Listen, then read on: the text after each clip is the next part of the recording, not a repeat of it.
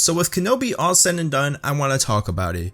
If I'm being honest, ignoring the nostalgic moments the series contained, I would give it a 7 out of 10. I felt the first half of the series was slow and choppy, and honestly digging into stuff that I thought was irrelevant to Kenobi's story. I felt like Reva's character was okay, but too much time was spent on her, and at the end of the day, her character was very predictable. We began to pick up traction in the last few episodes, really building on the tension between Kenobi and Vader.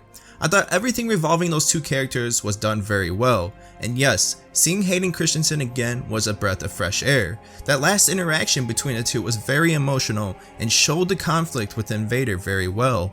I hope to get a Vader series in the future so we could dig into that even more. I do love seeing Kenobi's transformation as a man that was broken return to his roots of the Force. And speaking of the Force, I thought this series contained some of the strongest use of the Force in any live action Star Wars show or movie to date.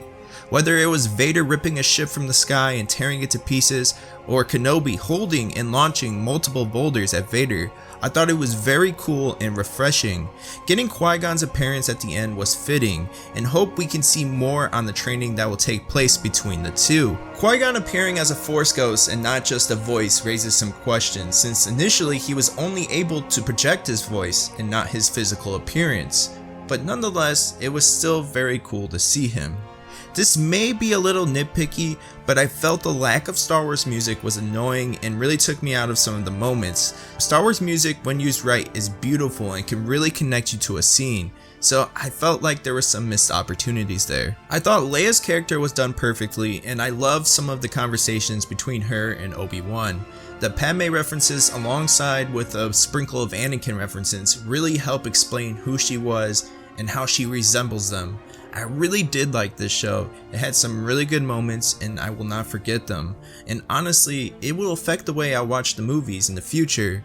So I am grateful we got it and hope we still get some really good content moving forward.